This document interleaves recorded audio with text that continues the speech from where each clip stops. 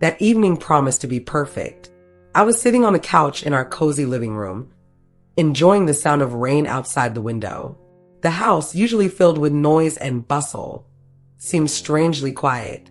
Michelle, my younger sister, had gone out for another dinner with her friends, and her son, Ethan, had slipped away, as teenagers often do. Only Sophie, our fluffy ginger cat, and I were left to rule this kingdom of silence. I smiled, watching Sophie sprawled on the couch like a queen on her throne. She half closed her eyes as if saying, "That's right, everything is under control now." This evening was a rare opportunity to relax and just enjoy the peace. After dinner, I decided to take a hot bath. It was my favorite way to unwind, warm water and steam that seemed to wash away all the stress of the day. As always, Sophie decided to accompany me, lazily following me to the bathroom. She settled at the threshold, giving a light me out as if granting her approval of my plans. The water was already filling the tub when I turned the lock on the door, making sure it was securely closed. Sophie glanced at me, her look decipherable as, "Why do you need this? We're alone in the house." Her tail twitched with curiosity, but soon she lost interest and headed back to the living room. I sank into the water, feeling the warmth envelop every cell of my body. Everything felt so right, the water, the steam, the soft glow of candles. The only sound was the raindrops hitting the windows. My eyes closed on their own, and I allowed my thoughts to drift far away. But soon, a strange sound broke the silence. At first, it was a barely audible creak, as if someone quietly stepped on the hallway floor. I tensed, listening closely. The old house sometimes made such sounds, but this one felt too real. Probably Sophie, I reassured myself. She loved wandering around the house, especially when I wasn't paying attention to her. I continued enjoying the bath, but a few seconds later, I heard something else. It wasn't just a creak this time. It was movement, like someone cautiously approaching the door. A chill ran down my spine, but I quickly told myself, "Don't be silly. It's just the old floors." Yet something kept me on edge. I looked at the door. The thin line of light beneath it seemed still, but then a shadow appeared there. It briefly crossed the light, then froze. My heart raced. I heard faint breathing on the other side. Slow, rhythmic, too close. "Who's there?" My voice sounded louder than I expected, but not as steady as I'd hoped. For a few seconds, nothing happened, and I began to think I'd imagined it all. But then a familiar voice came through. It was Ethan. "Sorry, Aunt Claire, I didn't know you were here." His words were hesitant, and his tone was filled with embarrassment. I sighed with relief, but something about his voice made me uneasy. He didn't sound like himself. "It's okay, Ethan, I'll be out soon," I said calmly, trying to keep my voice light. A second later, the footsteps behind the door retreated. Silence returned, but it no longer felt cozy. Something about that brief encounter left a strange residue that I couldn't explain. When I emerged from the bathroom, Sophie met me at the door with a curious look, as if saying, "Something happened, didn't it?" I stroked her soft fur, listening to the silence in the house, convincing myself it was just a coincidence. But a thin thread of unease remained. The next morning, I woke to the soft sound of Sophie's claws tapping across the hardwood floor. The room was cold, and sunlight crept lazily through the gaps in the curtains. Memories of the previous evening left an unpleasant aftertaste, but I tried to shake them off by focusing on my usual morning routine.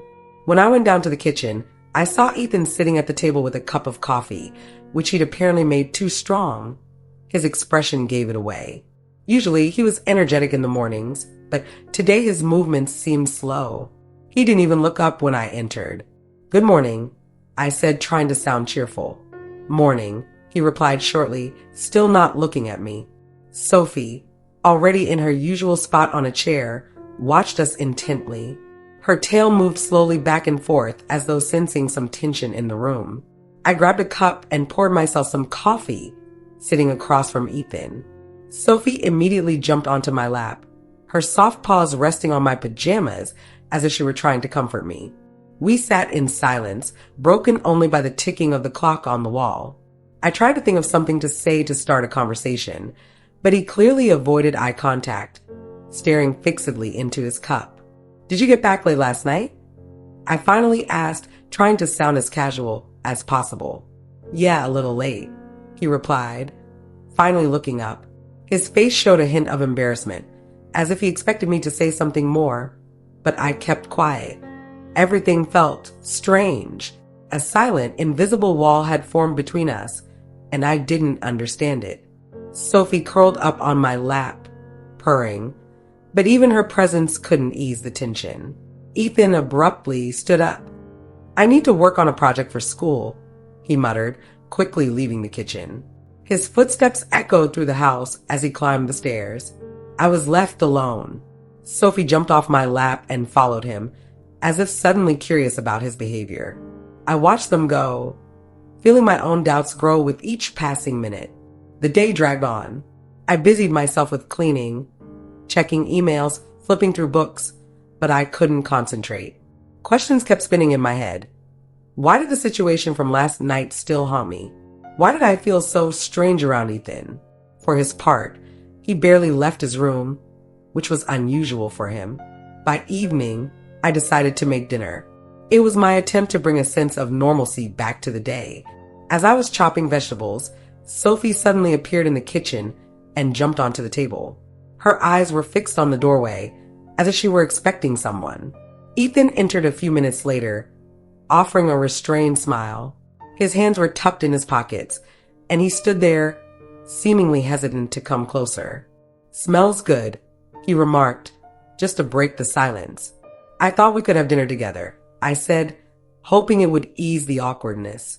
He nodded and sat at the table, watching as I finished cooking. When I served the food, we started eating, talking about trivial things, school, work, Michelle's plans.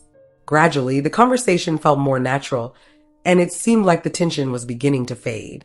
But as dinner ended and I was clearing the plates, he suddenly stepped closer. My heart started beating faster.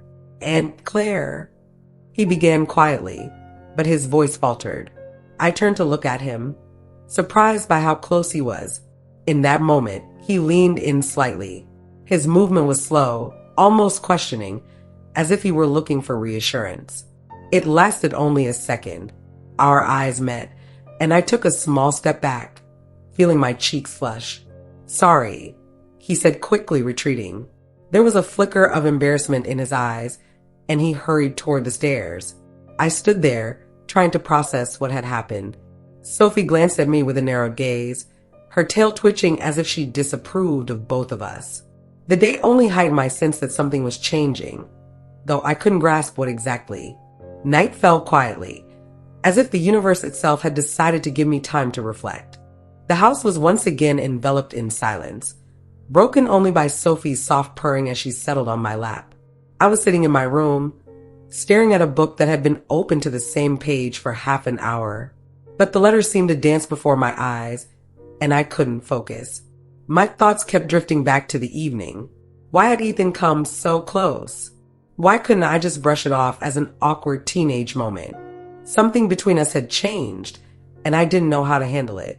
Suddenly, Sophie jumped up and trotted toward the door, her paws making soft taps on the floor. I looked at her, a bit startled by her sudden movement. The door slowly opened, and Ethan appeared in the doorway. His face looked serious, but slightly tense, as if he were unsure whether to enter. "Can we talk?" he asked after a short pause, his voice barely above a whisper. I nodded, gently closing the book and setting it aside. Sophie, ever the guardian of calm, hopped back onto the bed, clearly not planning to leave. Her tail moved slowly back and forth, as if she were carefully observing what was happening.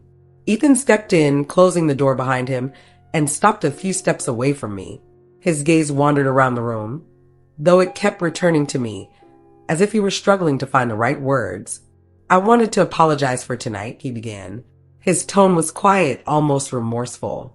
"I didn't mean for it to come across as strange."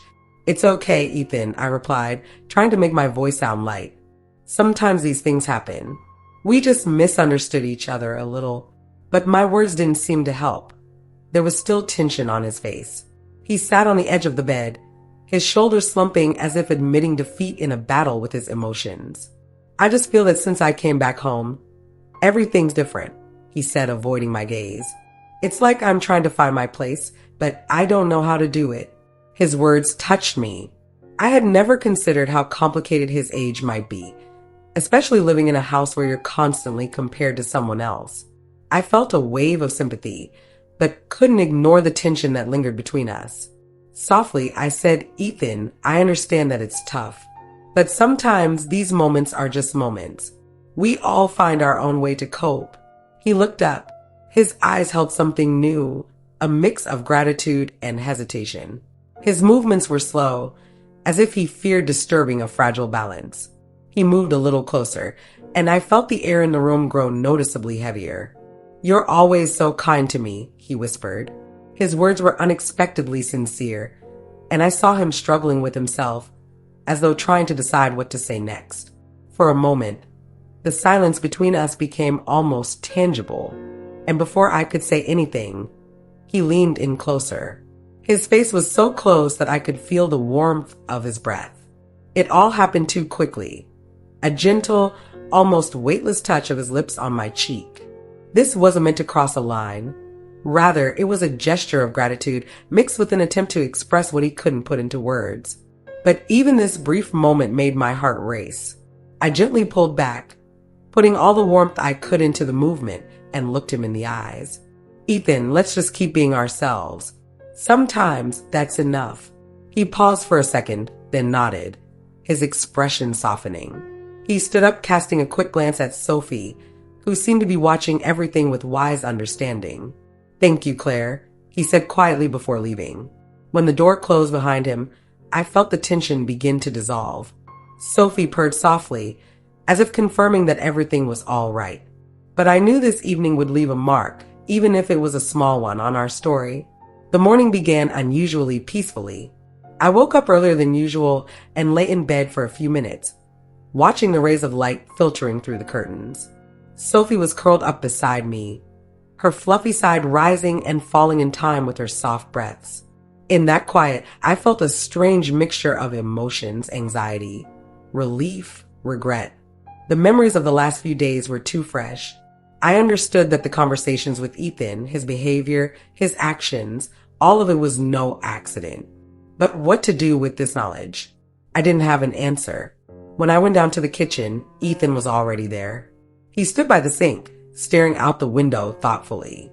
It seemed he hadn't even noticed my presence. I cleared my throat to get his attention. "Good morning," I said, trying to sound casual. He turned, his gaze soft but cautious. "Morning," he replied, as if the words came with some difficulty. There was a tension in the air, but not the uncomfortable kind. It was more of a pause, forcing both of us to think carefully about what to say or do next. "Do you want some coffee?" I offered, heading toward the coffee maker. It was my way of easing the atmosphere, bringing back the normalcy that had been lacking in recent days. "Yes, thanks," he replied, sitting down at the table. We sat across from each other, exchanging brief remarks about the weather, the day's plans, but both of us knew it was just a facade. Finally, he took a deep breath and looked at me. "Claire, I want you to know, I'm grateful for everything," he began, his voice sounding sincere but a bit tense. "For always being there, for understanding me, even when I don't understand myself." His words touched me. At his age, emotions can be so intense that they're hard to express. I smiled, feeling that subtle warmth return between us, the foundation of our relationship. "Ethan, I just want you to be happy. Sometimes life places us in difficult situations, but we'll get through it," I said, looking into his eyes. His gaze softened slightly. He looked away, absent-mindedly turning his cup in his hands. For a moment, I thought he wanted to say something, but instead, he just stood up. "I need to go for a walk," he muttered. I nodded, and he left the kitchen, leaving me alone with my thoughts. By evening, the house was once again filled with silence. Michelle was still at work, and Ethan had gone out to meet friends, saying he might be late. I sat in the living room, wrapped in a blanket, with a cup of tea in my hands. Sophie, as always, was nearby, her amber eyes watching me closely, as if she knew everything going on inside me. I tried to read, but my thoughts were elsewhere. The conversation with Ethan that morning showed me he, too, felt the shift between us, yet, like me, didn't know how to handle it.